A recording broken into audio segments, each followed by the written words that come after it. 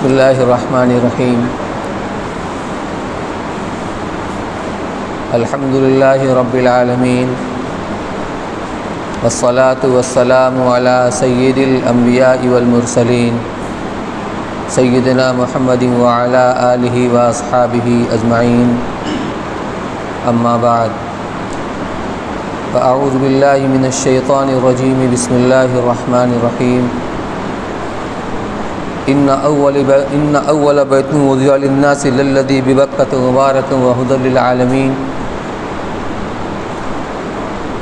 فیہ آیات بینات مقام ابراہیم ومن دخلہ کان آمنا وللہ علی الناس حج البیت من استطاع الیہ سبیلا ومن کفر فإن اللہ غنی عن العالمین وقال اللہ تبارک وتعالی وأذن في الناس بالحج يأتوك رجال وعلى كل ضامر يأتين من كل فج عميق ليشهدوا منافع لهم وقال رسول الله صلى الله عليه وسلم يا أيها الناس إن الله كتب عليكم الحج فحجوا وقال عليه الصلاة والسلام من اراد الحج فلیتعجل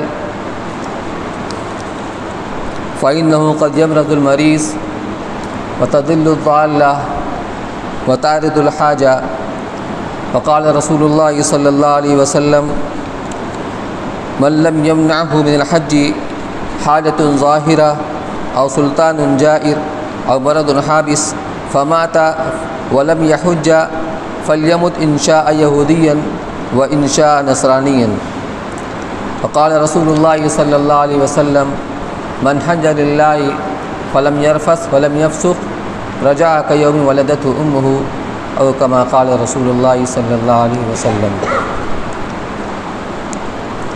محترم حجاج کرام، یہاں پر ہر سال سفر حج سے پہلے رمضان سے فارغ ہونے کے بعد حج اور عمرہ اور زیارت کے سلسلے میں تربیتی مذاکرہ منعقد ہوتا ہے جو کئی دن چلتا ہے۔ آج سے تقریباً 30 سال پہلے ہمارے حضرت مفتی ابوالقاسم صاحب نعمانی دامت برکاتہم جب سفر حج میں پہلی بار تشریف لے گئے تھے تو وہاں جو منظر دیکھا کہ عموماً لوگ دوسروں کی دیکھا دیکھی عمل کرتے ہیں، تو ان کی اس بات کا شدید احساس ہوا کہ جب آدمی اتنی قربانی دیتا ہے، محنت کرتا ہے، پیسہ خرچ کرتا ہے، اس کا پورا فائدہ حاصل ہونا چاہیے۔ اسی کے بعد سے یہاں مسجد بلال مالتی باغ کے اندر یہ پروگرام شروع کیا گیا اور تب سے آج تک برابر اسی طریقے سے ہوتا چلا آ رہا ہے۔ درمیان میں چند سال جو کووڈ کی وجہ سے جب حج موقوف ہو گیا تو یہاں کا بھی جو پروگرام تھا وہ معطل رہا اور اب پھر سے ہی باقاعدہ شروع ہو رہا ہے۔ یہاں جو لوگ اس پروگرام میں پوری دلچسپی کے ساتھ شرکت کرتے ہیں، توجہ سے باتوں کو سنتے ہیں، اس کے بعد جو کتاب آپ کے ہاتھ میں دی جائے گی حج عمرہ کا مصنون طریقہ اور اس طرح حج عمرہ کی مصنون دعائیں، تو یہاں کے پروگرام میں پوری طریقے پر جب آدمی شریک ہوتا ہے پھر کتاب کا مطالعہ کرتا ہے تو اس کا سبق پکا ہو جاتا ہے۔ بعض حجاج کرام کا تاثر یہ رہا کہ وہاں پر پہنچنے کے بعد جو پہلی مرتبہ پہنچے ہیں تو ایک عمل کرنے کے بعد دوسرا عمل ہم کو نظر آنے لگتا تھا کہ اب اس کے بعد یہ کرنا ہے، لیکن اس کا فائدہ کب ہوگا جب آدمی پورے پروگرام کو شروع سے آخر تک سنے گا، توجہ کے ساتھ سنے گا اور کتابوں کا مطالعہ کرے گا، پھر انشاءاللہ یہ بات پیدا ہو جائے گی۔ بہرحال میں نے قرآن پاک کی چند آیتیں اور حج سے متعلق اللہ کے رسول صلی اللہ علیہ وسلم کچھ ارشادات آپ کے سامنے نقل کیے۔ پہلی آیت ان اول بیت وضع للناس للذی ببکۃ مبارک وہدی للعالمین، اس روئے زمین پر جو سب سے پہلا گھر بنایا گیا وہ ہے بیت اللہ، خانہ کعبہ۔ یہ بابرکت بھی ہے اور ہدایت کا موجب بھی ہے اور ہدایت کا مرکز بھی ہے۔ فیہ آیۃ بینات، اس میں بہت ساری کھلی ہوئی نشانیاں ہیں۔ مقام ابراہیم من جملہ ان نشانیوں کے ایک مقام ابراہیم ہے۔ یہ وہ پتھر ہے جو خانہ کعبہ کے قریب ہی ایک قبہ کے اندر نصب ہے۔ اس پتھر کی خصوصیت یہ تھی کہ ابراہیم علیہ السلام حضرت اسماعیل علیہ السلام کے ساتھ جب خانہ کعبہ کی تعمیر فرما رہے تھے اور جب ضرورت پڑی، یہ دیوار اتنی اونچی ہو گئی کہ اب زمین پر کھڑے ہو کر مزید اوپر تعمیر نہیں ہو سکتی، تو اس پتھر کے اوپر کھڑے ہو کر وہ تعمیر کر رہے تھے اور کرین کی طرح سے وہ پتھر اونچا اور نیچا ہوتا تھا۔ اس پتھر میں سیدنا ابراہیم علیہ السلام قدمین کے نشانات ہیں، بہت گہرے نشانات ہیں۔ قرآن میں اس کے بارے میں فرمایا گیا وَاتَّخِذُوا مِن مَّقَامِ إِبْرَاهِيمَ مُصَلًّى، کہ مقام ابراہیم کو نماز پڑھنے کی جگہ بناؤ۔ اسی لیے طواف جب 7 چکر طواف کیا جاتا ہے تو طواف کرنے کے بعد 2 رکعت نماز پڑھی جاتی ہے۔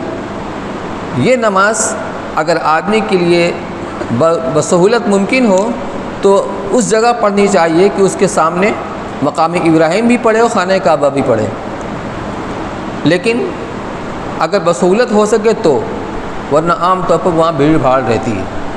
یہ ہے مقام ابراہیم۔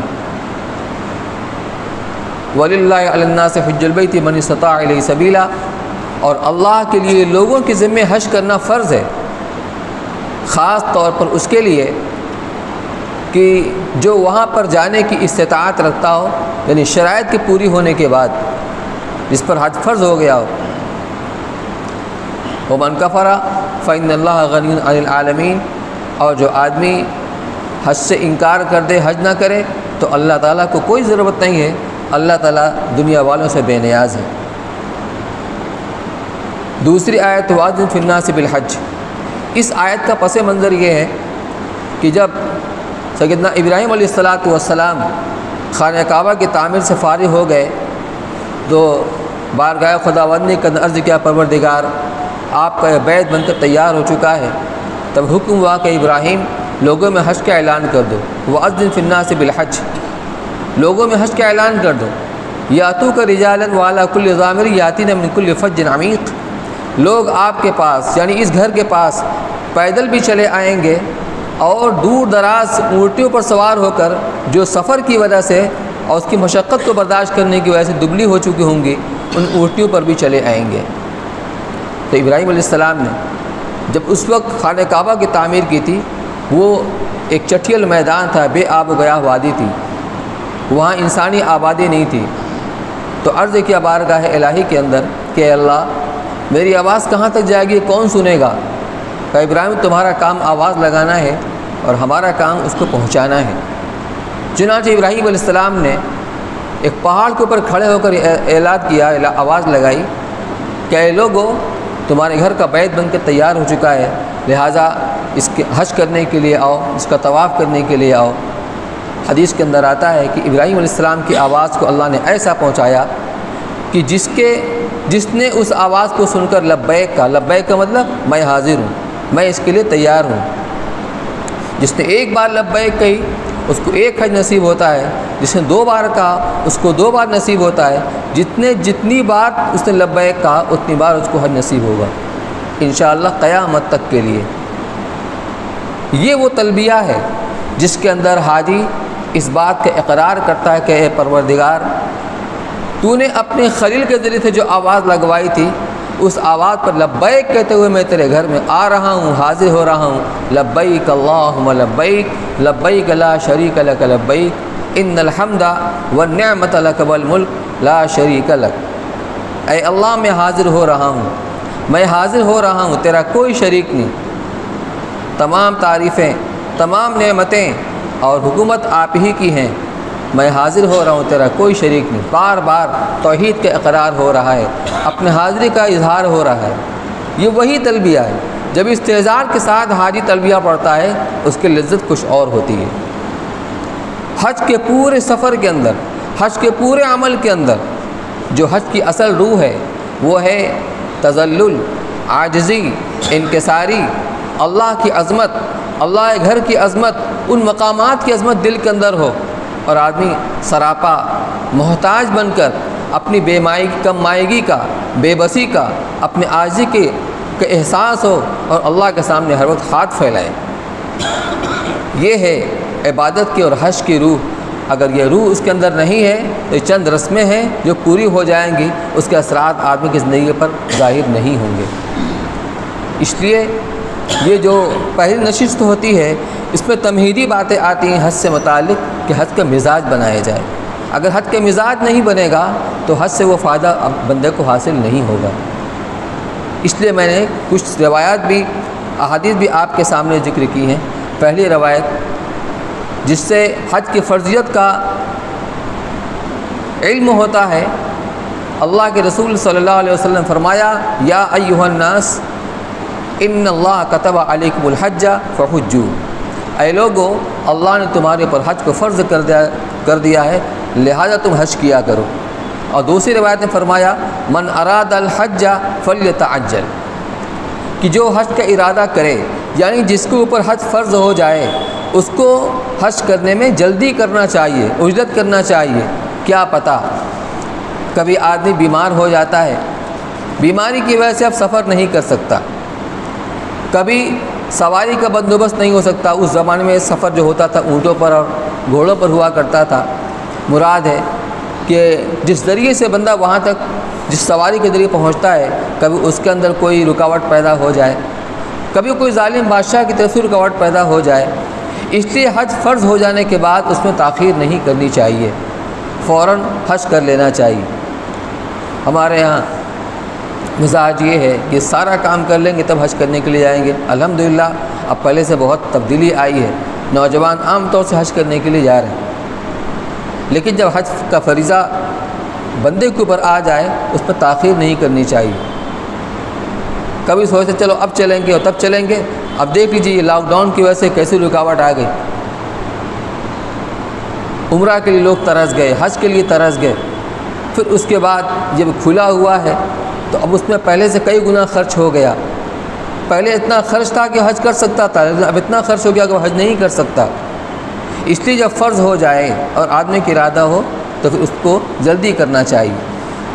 اسی طریقے سے حج نہ کرنے کی جو وعید ہے، فرمایا اللہ کے رسول صلی اللہ علیہ وسلم نے کہ من لم یمنعہ من الحج حاجۃ ظاہرہ، کہ اگر آدمی کو حج کے لیے کوئی چیز مانع نہ ہو، یعنی کوئی مجبوری ایسی نہ ہو، یا اسی طریقے سے کوئی ایسی بیماری جو سفر سے مانع بن جائے، تو اگر کوئی ایسی رکاوٹ نہ ہو وہ حج کرنے جا سکتا ہے اور پھر حج نہیں کیا، بغیر حج کرے ہوئے مر گیا، تو فرمایا چاہے یہودی ہو کر مرے چاہے نصرانی ہو کر مرے، بہت سخت وعید۔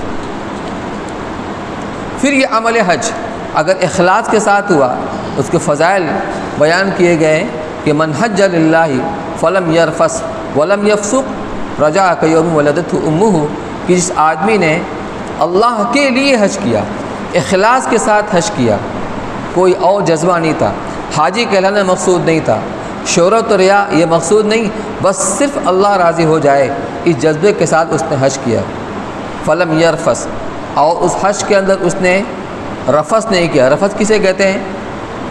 رفث کہتے ہیں کہ آدمی بے حجابی کی گفتگو کرے ایسی جس سے شہوت کے اندر ہیجان پیدا ہو جائے، شہوت میں ہیجان پیدا ہو جائے، چاہے براہ راست گفتگو کرے چاہے اشارہ کنایہ کرے، اس طرح کے عمل سے اس نے احتراز کیا، اجتناب کیا۔ ولم یفسق، اسی طریقے پر عمل حج کے اندر اس نے حکم عدولی نہیں کی، گناہ کا کام کرنا بھی منع ہے، اس نے گناہ نہیں کیا، اللہ کے حکم عدولی نہیں کی، تو وہ جب حج کر کے لوٹتا ہے تو اس طرح گناہوں سے پاک صاف ہو کر لوٹتا ہے جس طریقے سے بچہ جو آج ہی ماں کے پیٹ سے اس نے جنم لیا ہے اور ماں نے اس کو جنا ہے، کہ وہ گناہوں کی آلودگی سے پاک صاف ہوتا ہے، ایسا وہ حاجی بھی پاک صاف ہوتا ہے۔ اللہ نے یہ اہتمام کیا کہ جو اشہر حج ہے، حج کے مہینے رمضان کے فوراً بعد شوال، ذوالقعدہ اور عشرہ ذی الحجہ، یہ مہینے ہیں۔ ان مہینے کے اندر اگر کوئی آدمی حج کا احرام باندھ لے، اس احرام سے وہ حج کر لے گا۔ لیکن اگر کوئی رمضان میں احرام باندھے تو اس کا احرام باندھنا صحیح نہیں ہوگا۔ یہ ایسا ہی ہے جیسے ابھی ظہر کا وقت ہوا نہیں اور آدمی ظہر کی نماز پڑھنے لگے، تو ظہر کی نماز وقت ہونے کے بعد پڑھی جاتی ہے، نہ کہ اس سے پہلے۔ اسی طرح حج کا وقت شروع ہوتا ہے شوال کے چاند دیکھنے کے بعد سے۔ تو رمضان کے اندر رمضان کے جو اعمال ہیں، روزے، تراویح، تلاوت، ذکر، تسبیحات، صدقات و خیرات، اس کے ذریعے سے اللہ تعالیٰ بندوں کو گناہوں سے پاک صاف فرما دیتے ہیں۔ اس مقدس دربار کے اندر حاضری دینی ہے تو گناہوں سے پاک صاف ہو کر حاضری دو، یہ اہتمام کیا گیا اللہ کی طرف سے۔ آگے فرمایا والحج المبرور لیس لہ جزاء الا الجنہ، حج مبرور کا بدلہ جنت کے سوا کچھ ہے ہی نہیں۔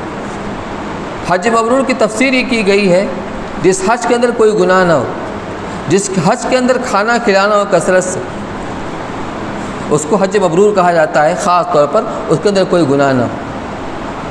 اس لیے یہاں جو باتیں آپ کو بتائی جائیں گی، مقصد صرف یہ ہے ہم اپنے اس عمل کو، اپنے حج کو بنا کر سنوار کر جو مکروہات مفسدات ہیں، جو گناہ کی چیزیں ہیں، اس سے اپنے آپ کو بچاتے ہوئے اور جو مطلوب ہے اس کو اختیار کرتے ہوئے ہمارا یہ عمل ہو۔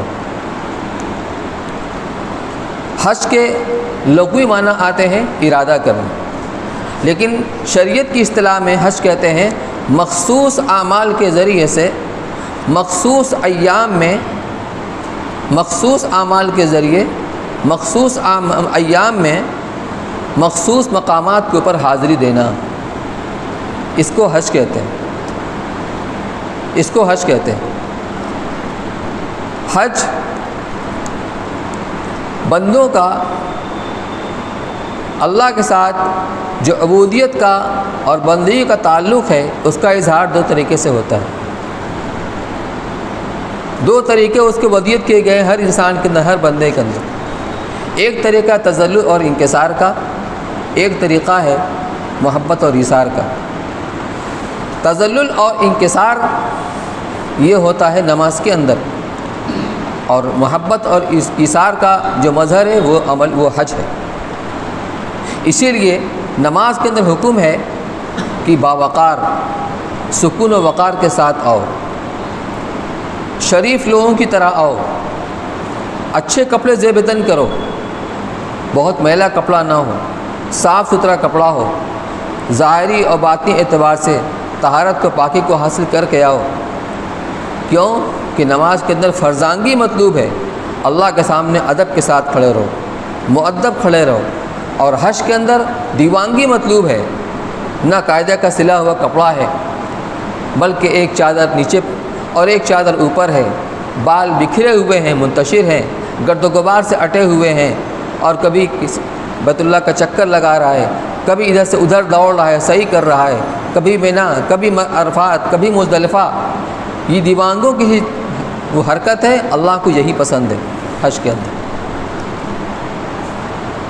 تو جو انکساری کا جو اظہار ہوتا ہے وہ نماز کے اندر ہوتا ہے، اور جو دیوانگی کا اظہار ہوتا ہے وہ حج کے اندر ہوتا ہے۔ لیکن حج کے اندر ساری عبادت کی روحانیت کو جمع کر دیا گیا ہے۔ حج کے اندر توحید بھی ہے، بار بار تلبیہ پڑھا جاتا ہے، لبیک اللہم لبیک لبیک لا شریک لک لبیک، یہ توحید ہے۔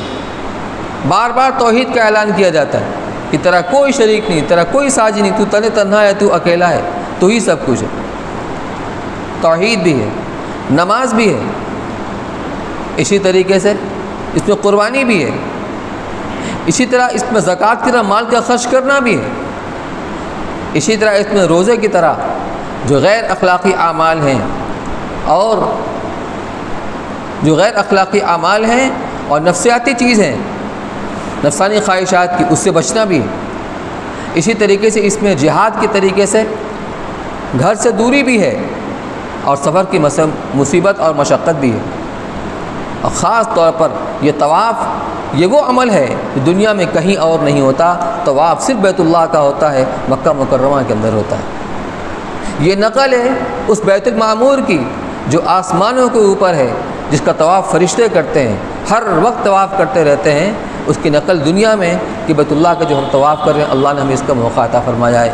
اس لیے یہ حج بہت لذیذ عمل ہے، بہت اہم ترین عبادت ہے، لیکن اس کے مزاج کے ساتھ جب کیا جائے اور تواضع، انکساری، عاجزی، اپنی بے بسی، کمائیگی کا احساس، اللہ کی عظمت، اس مقام کی عظمت کے استحضار ہو اس کے ساتھ. تو حج در حقیقت اللہ اور اس کے بندے کے درمیان میں اس تعلق کا ظہور ہے جو ایک نمکخوار غلام کو اپنے محسن اور منعم حقیقی آقا کے ساتھ ہوتا ہے کہ اگر کبھی وہ غلام اپنے آقا سے روٹھ کر، ناراض ہو کر جب دور چلا جاتا ہے اور مدت کے بعد اسے احساس ہوتا ہے اور پلٹا کھا کر وہ آنا چاہتا ہے، اس کو اپنی غلطی کا احساس ہوتا ہے، اپنے اس بے وفائی کا احساس ہوتا ہے، دل کے اندر ایک کسک ہے، ایک درد ہے کہ اپنے مالک کے پاس جاؤں، اپنے آقا کے پاس جاؤں، لیکن راستے کی دوری، اسی طریقے پر اپنی بد کرداری اور اپنی بدعمالی کا احساس ایک معنی بنے ہوا ہے کہ جی بھی چاہ رہا ہے جانے کا، لیکن یہ چیز معنی بن رہی ہے کہ اسی وقت، ایسے وقت کے اندر اس مالک حقیقی کی طرف سے اعلان ہوتا ہے کہ آؤ، جنہیں ہم سے محبت کا دعویٰ ہے، جو ہمارا قرب چاہتے ہیں، وہ ہمارے گھر آؤ، ہم آنے والے کے لیے بھی انتظام کریں گے، اور جو ان کے اہل عیال متعلقین ہیں ان کا بھی انتظام ہمارے خزانے سے ہوگا. ایسے میں اس بندے کی، اس غلام کی کیا حالت ہوگی؟ کیا وہ بھاگتا دوڑتا نہیں آئے گا، لبیک لبیک کہتا ہوا نہیں آئے گا؟ کیا وہ اس کا خیال کرے گا ذرا اپنا لباس تو دیکھ لیں ٹھیک ٹھاک ہے کہ نہیں ہے، اپنے طرف بندے کا جائزہ لے لیں کہ صحیح ہے کہ نہیں ہے؟ وہ تو بھاگتا ہوا دوڑتا ہوا چلا آئے گا. لبیک یہ اسی کا اظہار ہے. لبیک اللہم لبیک لبیک لا شریک لک لبیک ان الحمد والنعمت لک والملک لا شریک لک. محترم حجاج کرام، یہ اللہ کی طرف سے یہ بہت بڑا اعزاز ہے جو آپ کو حاصل ہونے والا ہے. آپ بہت خوش نصیب ہیں، آپ کی سعادت کے کیا کہنے کہ اللہ کی طرف سے آپ کا انتخاب ہو گیا. دنیا میں ہم جو تدبیر اختیار کرتے ہیں وہ صرف اسباب کے درجے میں ہے. کبھی آدمی سوچتا ہے ادھر سے ہمارا نمبر نہیں آیا، چلو خصوصی کوٹے سے اپنا ہم پاس کرا لیں، بھاگ دوڑ کرتا ہے، محنت کرتا ہے. یاد رکھیے جب تک وہاں سے منظوری نہیں ہوگی دنیا کے اندر بھی منظوری نہیں ہوگی. آپ لاکھ کوشش کرتے رہیں، لیکن وہاں سے منظوری ہو جائے گی تو آپ دنیا میں بھاگ دوڑ کریں گے، انشاءاللہ آپ کا بھی نام آ جائے گا. شب برات کے موقع پر 15ویں شب کے اندر اللہ کی طرف سے متعلقہ فرشتوں کو جو احکامات دیے جاتے ہیں، اس سال کے اندر کن کی وفات آنی ہے، کون مرنے والے ہیں، ان کا نام اس فہرست کے اندر آ جاتا ہے. کون حج کرنے کے لیے جائیں گے، ان کا نام فہرست کے اندر آ جاتا ہے. جس کو اللہ اپنے گھر بلانا پسند کرتے ہیں اللہ اسی کو بلاتے ہیں. اللہ کی طرف سے دعوت نامہ کا کارڈ تقسیم کیا گیا، خوش نصیبی سے آپ کا نام بھی اس کے اندر آ گیا. یہ آپ کی بہت بڑی سعادت کی بات ہے. حضرت ابن موفق رحمۃ اللہ علیہ، شیخ الحدیث مولانا زکریا صاحب رحمۃ اللہ علیہ نے فضائل حج کے اندر اخیر میں 70 واقعات لکھے ہیں اللہ کے جو خاص بندے ہیں حج کرنے والے، ان کے تاثرات، ان کے حج کے واقعات. اس میں لکھا ہے ابن موفق رحمۃ اللہ علیہ ایک بزرگ تھے، اللہ والے تھے، انہوں نے 60 حج کیا تھا. 60 حج تو حرم شریف کے اندر بیٹھے ہوئے تھے، اس وقت 60 حج کر چکے تھے، اور دل میں یہ ان کے خیال آیا، یہ بات آئی کہ اب سیرا نوردی بند کی جائے. کتنا حج کریں گے؟ 60 حج تو کر چکے ہیں، اب بیٹھ کے آرام کیا جائے.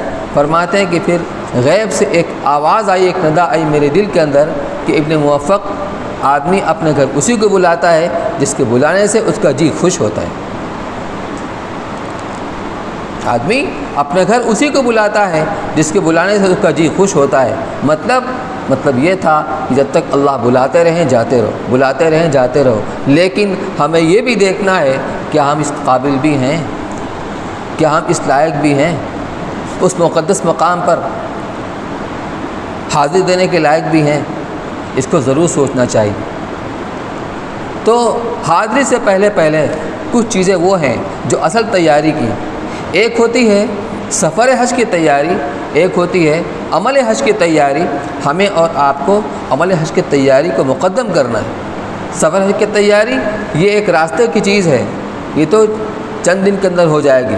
اصل یہ ہے کہ وہاں ہم حاضری دینے جا رہے ہیں، ہمارے جذبات کیا ہوں، ہم کس طریقے سے طواف کیسے ہو، سعی کیسے ہو، اسی طریقے پر رمی کس طریقے سے کی جائے، مینا میں کیا کرنا ہے، عرفات میں کیا کرنا ہے، مزدلفہ میں کیا کرنا ہے، ان چیزوں کو سیکھنا ہے۔ اس لیے کچھ باتیں میں نے نوٹ کی ہیں، آپ اس کو دھیان کے ساتھ سنیں۔ ایک تو اس میں نیت کیا ہونی چاہیے۔ نیت اگر نہیں ہوگی تو عبادت نہیں بنے گی۔ ایک آدمی صبح صادق سے لے کر غروب آفتاب تک نہ کچھ کھائے نہ پیے، لیکن نیت کچھ نہیں ہے، اس کا روزہ نہیں ہوگا، اس کو روزہ نہیں کہیں گے، اس کو بھوک اور پیاس تو کہیں گے، روزہ نہیں کہیں گے۔ روزہ تب بنے گا جب نیت کریں گے۔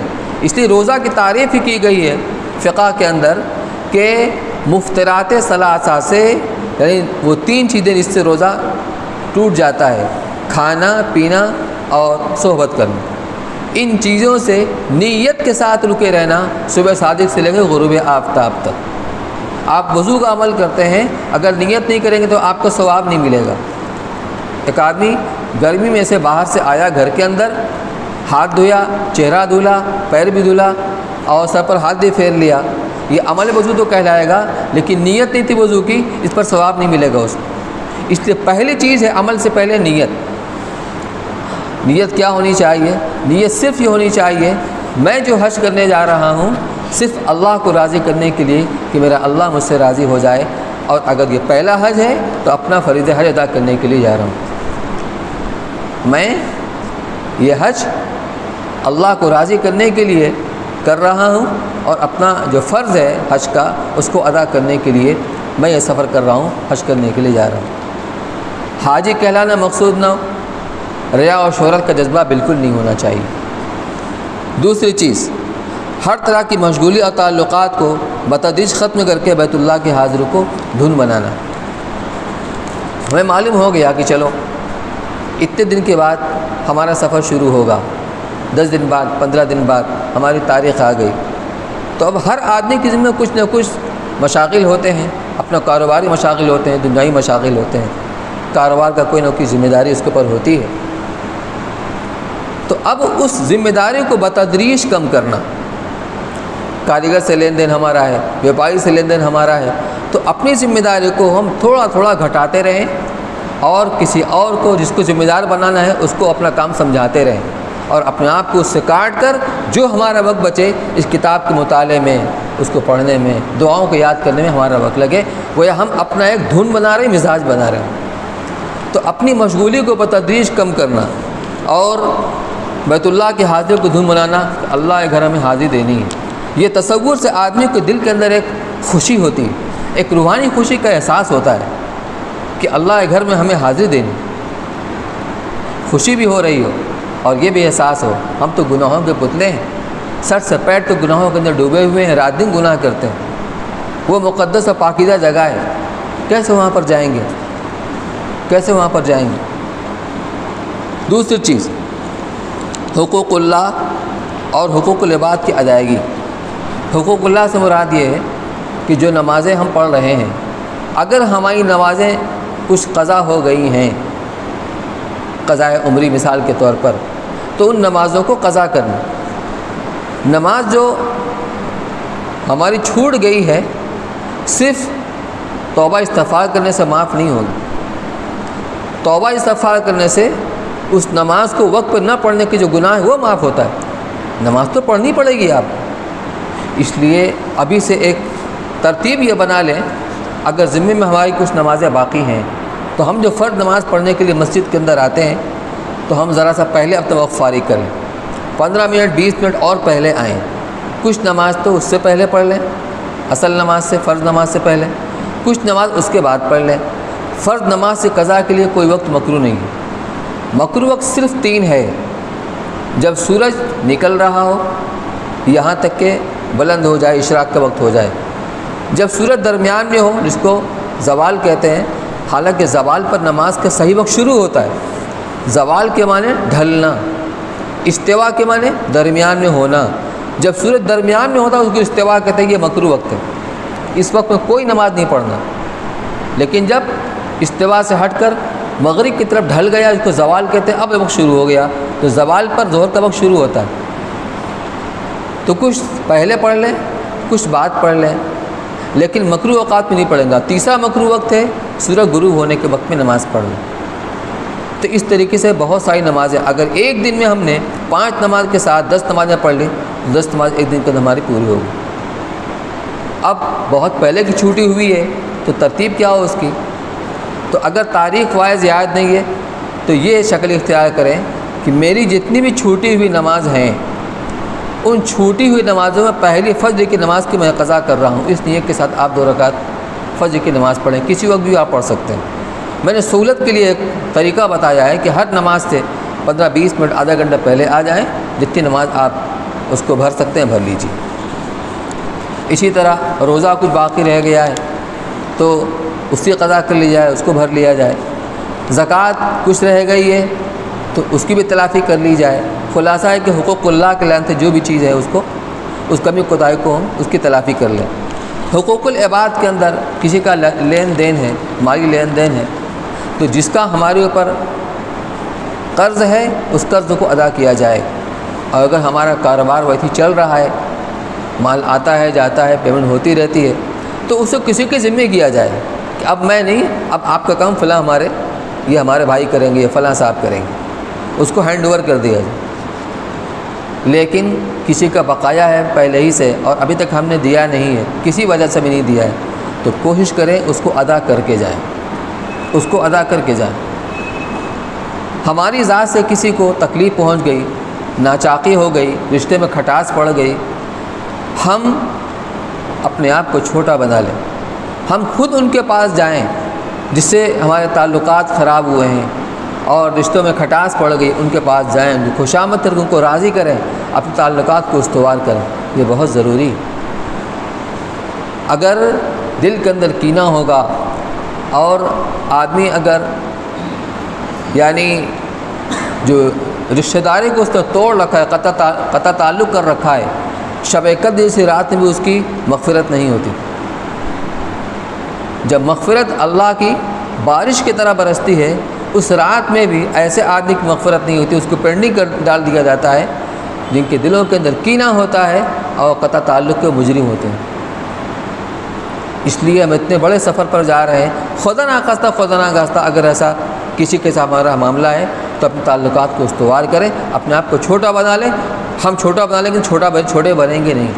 من تواضع للہ رفعہ اللہ، جو اللہ کے لیے تواضع اختیار کرتا ہے اللہ اس کو اور بلند مقام عطا فرماتے ہیں۔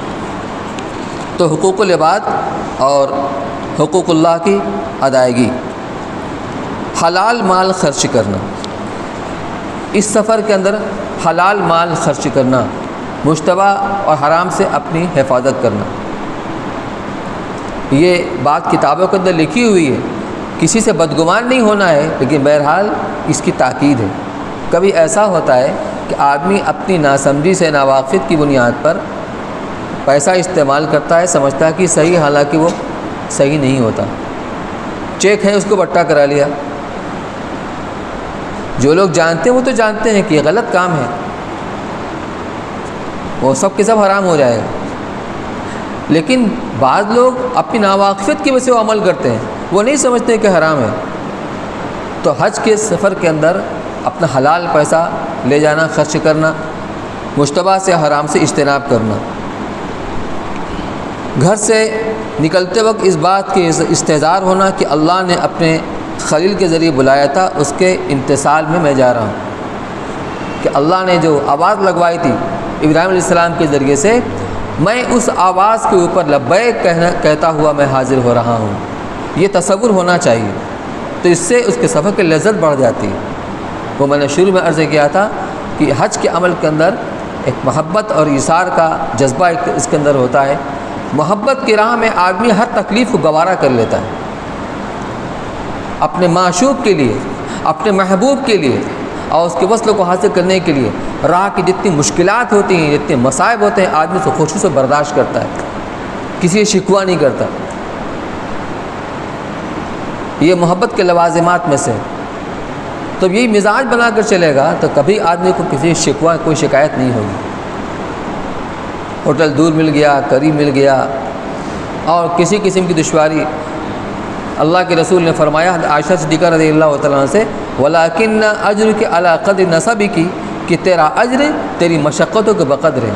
جتنا زیادہ آدمی کو اس سفر کے اندر مشقت برداشت کرنا پڑے گا اور وہ صبر کرے گا اتنا زیادہ اس کو اجر ملے گا، بشرطے کہ مشقت ایسا نہ ہو کہ آدمی زبردستی کے اپنے اوپر مسلط کر لے۔ مشقت ہر آدمی بچنا چاہتا ہے، لیکن پھر بھی اگر مشقت آ گئی، جوان ہے، اللہ نے ہمیں تندرستی دی ہے، صحت دی ہے، ہمارے مرفقاء کے اندر کچھ بیمار ہوں گے، کچھ بڑی عمر کے لوگ ہوں گے، ان کا سامان ہم نے لے لیا، یعنی ہم اٹھائیں گے۔ خدمت، اس خدمت کے ذریعے آپ ان کے ثواب کے اندر شامل ہو جائیں گے، ان کے ثواب میں کوئی کمی نہیں آئے گی۔ تو جذبہ خدمت اور جذبہ محبت، جب جذبہ محبت ہوگا تو کسی تکلیف سے تکلیف نہیں ہوگی، بلکہ آدمی سوچے گا صحابہ کی طرح کہ جب ایک انگلی زخمی ہو گئی جہاد کے اندر، کہا ان انت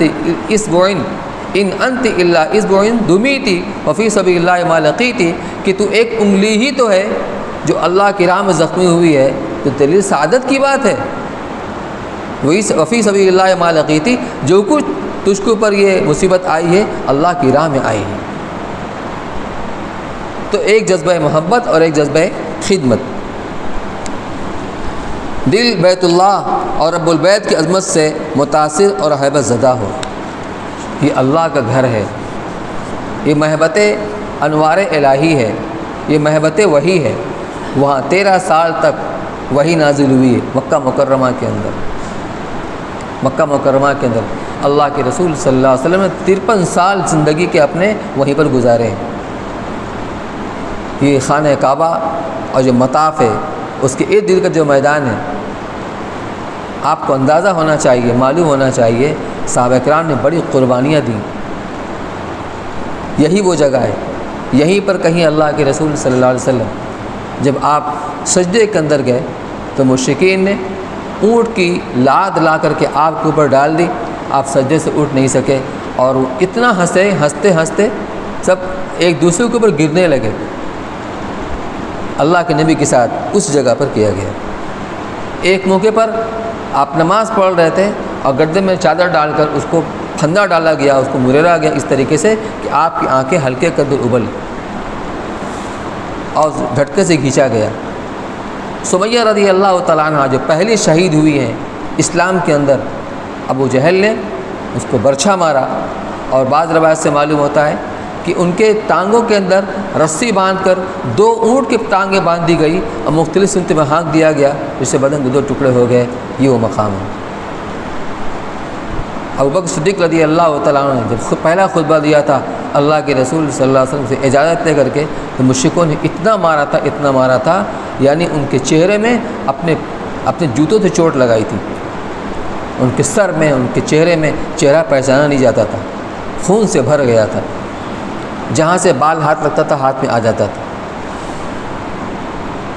ابو ذر غفاری رضی اللہ تعالیٰ عنہ اتنا مارا گیا مرنے کے قریب ہو گئے، قربانی دی گئی۔ میرے بھائیوں، دیکھ کر افسوس ہوتا ہے کہ حج کرنے والے، طواف کرنے والے اور ویڈیوگرافی کر رہے ہیں۔ اللہ کے بندے، کہاں تم اللہ نے پہنچایا ہے؟ کس لیے پہنچایا ہے؟ کیا کر رہے ہو؟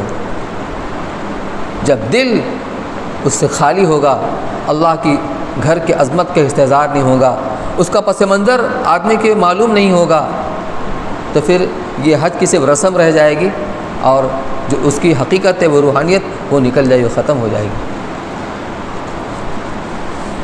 تو اس کی عظمت، بیت اللہ کی عظمت، ان مقامات کی عظمت دلوں کے اندر ہو، رب البیت کی عظمت دلوں کے اندر ہو اور دل اس سے متاثر ہو اور ہیبت زدہ ہو۔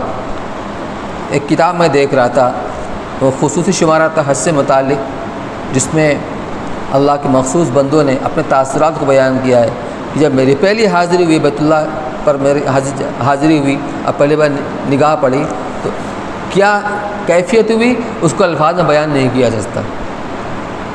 کسی نے اس طرح بیان کیا کہ بس زبان پر سکتہ ستاری ہو گیا، ایک لفظ نہیں نکل رہا اور آنسو زار و قطار بہہ رہا ہے۔ وہ ہے اللہ کا گھر ہے اور اس کے آنسو ہیں، وہ یہ آنسو سے بات کر رہا ہے، دعا مانگ رہا ہے۔ جب اس پر نگاہ پڑتی تو آدمی بے قابو ہو جاتا ہے۔ ہر آدمی کی کیفیت الگ الگ طرح کی ہوتی ہے، لیکن میرے بھائیوں جذبات بنا کر جائیں گے، ان چیزوں کو معلوم کر کے جائیں گے تو پھر اللہ تعالیٰ کوئی نہ کوئی کیفیت سے ہمیں بھی بہرور کرے گا۔ اور بہت بڑا فتنہ کیا ہے، جو وہاں اونچی اونچی عمارتیں بنی ہوئی ہیں، خاص طور پر جو زمزم ٹاور، مکہ ٹاور۔ حدیث میں ہے کہ روزانہ بیت اللہ پر 120 رحمت نازل ہوتی ہے، جس میں 60 طواف کرنے والوں کے لیے، 40 نماز پڑھنے والوں کے لیے، اور 20 اس کے لیے جو محبت سے بیت اللہ کو دیکھتا رہے۔ اب آدمی بیت اللہ کو دیکھتا ہے، نگاہ اوپر جاتی ہے، بہت بڑا فتنہ ہے۔ آپ اس کو محسوس کیجئے، ہم وہاں عمارت دیکھنے کے لیے نہیں گئے، اپنے اللہ کا گھر دیکھنے کے لیے گئے۔ وہ کیسا گھر ہے، پتھر لگے ہوئے ہیں، وہ ناہموار ہے، کوئی چھوٹا ہے، کوئی بڑا ہے، کوئی پتلا ہے، کوئی چوڑا ہے، لیکن کیا اللہ نے کشش رکھی ہے، جب حاجی وہاں سے لوٹتا ہے تو دہاڑے مارتا ہوا روتا ہے کہ اللہ نے اپنے فضل سے یہاں پہنچایا تھا اور اب یہاں سے جدائی ہو رہی ہے۔ اس لیے اس فتنے سے اپنے آپ کو بچانا ہے۔ موبائل کے استعمال ضرورت کے وقت ہونا چاہیے اور بقدر ضرورت، یہ ہماری ضرورت کی چیز، یہ کھیل کود کی چیز نہیں ہے۔ وہاں پر ہم لے کر جائیں گے، اس کا فائدہ بھی ہے، اپنے رفقا سے بچھڑ گئے، اس کے ذریعے سے ہم مل جائیں گے، اپنے گھر والی سے بچھڑ گئے، اس کے ذریعے سے ہم مل جائیں گے، اور بہت کچھ فائدہ ہوتا ہے۔ لیکن یہ ضرورت کی چیز ہے، ہمارا مقصد نہیں ہے، ضرورت کے موقع پر استعمال کیا جائے گا اس کو۔ نماز بغیر وضو کے نہیں ہوتی، اسی طرح طواف بھی بغیر وضو کے نہیں ہوتا۔ فرق صرف یہ ہے کہ نماز کے اندر بولنا جائز نہیں، طواف کے اندر بول سکتے ہیں۔ بولنے کا مطلب یہ ہرگز نہیں کہ آپ اس کے اندر خواہ مخواہ کی گفتگو کریں، یعنی اگر ضرورت پڑے تو آپ اس میں بات چیت کر سکتے ہیں ضرورت کے وقت۔ اسی طریقے سے موبائل بھی، ہم جب نماز کے اندر آتے ہیں تو بہت سارے لوگ ایسے ہوتے ہیں جو اپنے موبائل کو وائبریشن پہ کر لیتے ہیں، اس کا سوئچ آف کر لیتے ہیں۔ ہاں، طواف کے دوران میں اس کو آف کر لیں۔ ہم ہوں، اللہ ہو، ہم اللہ کو تلاش کرنے کے لیے گئے، یہ ہماری دھن ہونی چاہیے۔ تو موبائل کے استعمال بقدر ضرورت ہو اور ضرورت کے مواقع پر ہو۔ ویڈیوگرافی اور تصویر کشی سے پرہیز کریں۔ یوں بھی تصویر بنانے والے کی جو وعید آئی ہے حدیث کے اندر کہ قیامت کے دن سب سے زیادہ سخت عذاب والا وہ ہوگا جو تصویر بنانے والا ہے۔ تو ویڈیوگرافی سے اور تصویر کشی سے ہم پورا احتراز کریں، اس سے اجتناب کریں، خود بھی اپنے ساتھیوں کو بھی متوجہ کریں۔ میں ایک سفر میں ریاض الجنہ میں جانے کے لیے جو راستہ ہوتا ہے وہ باب ابو بکر ہے یا باب الرحمت ہے، 2 دروازے سے، تو اس میں جگہ جگہ پر رکاوٹ ہوتی ہے۔ وہ ان کا اپنا انتظام ہوتا ہے، تو کچھ لوگ کو چھوڑتے ہیں، 60-70 آدمی کو چھوڑتے ہیں ایک مرتبہ میں۔ وہ جاتے ہیں، آ کر 2 رکعت 4 رکعت نماز پڑھتے ہیں، اس کے بعد سلام پڑھنے کے لیے اس طرف چلے جاتے ہیں، نکل جاتے ہیں، پھر دوسرا مجمع چھوڑتے ہیں۔ تو اب اچھا خاصا مجمع تھا، تو فجر کی نماز کے بعد سے لائن لگا، تو 2 گھنٹے کے بعد نمبر آیا۔ اس درمیان میں کچھ حاجی صاحب تھے، وہ ویڈیوگرافی کر رہے تھے، بہت کڑھن ہوئی۔ نے کہا حاجی صاحب آپ کس جگہ پر ہیں، کیا کر رہے ہیں؟ ان کو احساس ہوا، اس کو اٹھا کر جیب میں رکھ لیا۔ تو اگر دوستوں کو متوجہ کیا جائے تو باتوں کو سمجھ میں آتی ہے، خود بھی بچیں، دوستوں کی بچانے کی کوشش کریں، اپنے اوقات کی حفاظت کریں، وقت کی بہت قدر کریں، وہ وقت پھر نہیں ملے گا۔ مکہ مکرمہ کے اندر ایک نماز پر 1,00,000 نماز کا ثواب ہے، بشرطے کی جماعت کے ساتھ نماز پڑھیں۔ 1 روزہ رکھیں گے 1,00,000 روزے کا ثواب ہے، روزہ بھی رکھنا چاہیے۔ 1 ریال خرچ کریں گے، صدقہ کریں گے، 1,00,000 ریال کا ثواب ہے۔ یہ پھر کہاں ملے گا؟ اس لیے اپنے اوقات کی حفاظت، قرآن کم سے کم 1 قرآن یہاں ختم ہونا چاہیے مکہ مکرمہ کے اندر، اور ایک قرآن مدینہ منورہ کے اندر. ایک قرآن کا مطلب یہ نہیں کہ بس اس کو اکتفا کر لیں، جتنا زیادہ سے زیادہ ہو سکے جتنا عمل کریں گے 1,00,000 گنا ثواب ملے گا آپ کو. اسی طریقے پر ہر عمل سے پہلے اللہ سے اس عمل کی سہولت کو مانگنا. کوئی بھی عمل ہو، جب تک اللہ آسان نہیں کریں گے ہمارے لیے آسان نہیں ہوگا. عمل کی قبولیت کے لیے اور عمل کی سہولت کے لیے اللہ سے مانگنا، اور ہر عمل سے پہلے اس کی آپ عادت ڈال لیں. ہمارے ایک ساتھی تھے مولانا بادشاہ فتح پوری، وہ انڈین ایمبیسی کے اندر وہ اس کے انچارج تھے. تو لیکن ان کی فیملی انڈیا میں رہتی تھی. تو انہوں نے مجھ کو سنایا کہ مولوی قاسم، میں نے اپنی فیملی کو بلایا کہ یہاں حج کر لیں. حج کرنے کے لیے میں گیا بھی. جب میں رمی کرنے کے لیے جمرات کے پاس جب میں جا رہا تھا، پہنچ رہا تھا، دل میں خیال پیدا ہوا میں تو یہاں 10 سال سے رہ رہا ہوں اور یہ عمل تو کوئی مشکل نہیں میں کر لوں گا. اس کے بعد کیا ہوا کہ ایک ریلا آیا، میں اس ریلے کی زد کے اندر آ گیا، اور جب میں گرا ہوں تو کیفیت یہ میری بنی کہ میں زندگی سے مایوس ہو گیا تھا کہ اب میں مرا کہ تب مرا. تو میرے بھائیو یہ حقیقت ہے. کوئی بھی عمل یہ نہیں کہ یہ تو میں یہ اٹھوں گا اس کو کر لوں گا، نہیں. اللہ سے اس کے لیے آسانی سہولت کو مانگنا اور اس قبولیت کی اللہ توفیق مانگنا. اے اللہ اس عمل کو میرے لیے آسان فرما اور قبول فرما. اور جب عمل ہو جائے تو اللہ کا شکر ادا کرنا کہ اللہ تیری توفیق سے ہوا، میری طاقت تو نہیں تھی. اس طریقے سے ہمارا پورا سفر.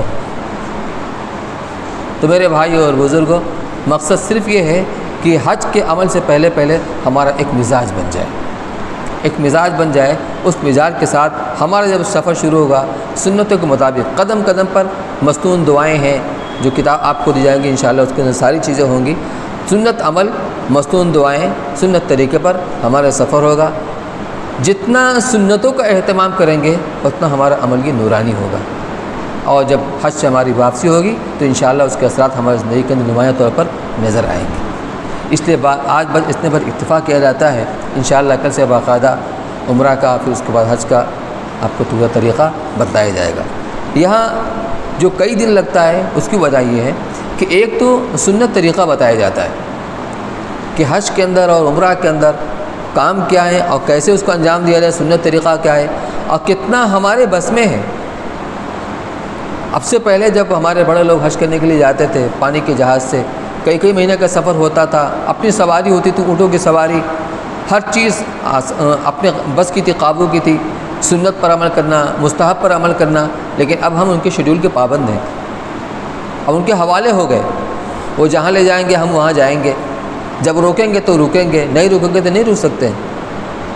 تو جتنا ہمارے بس میں ہے کرنا اتنا تو ہم کریں، لیکن ہمیں معلوم ہونا چاہیے سنت طریقہ کیا ہے ہر چیز کا، اور قابل عمل کیا ہے، کتنا ہم کر سکتے ہیں. لیکن کسی سنت پر عمل کرنے کے لیے جان کو جوکھم میں نہیں ڈالنا ہے، جان کو جوکھم میں نہیں ڈالنا ہے. پھر کوئی بھی مستحب اور فضیلت کی چیز کو حاصل کرنے کے لیے ہمیں کسی مسلمان کو دھکا نہیں دینا ہے، تکلیف نہیں پہنچانی. اب حجر اسود کا بوسہ ہے، حجر اسود کا بوسہ لینا یہ سنت ہے. لیکن اس کے لیے آدمی کیا کرتا ہے، اس بھیڑ کے اندر بیان نہیں کیا جاتا کیا ہوتا ہے.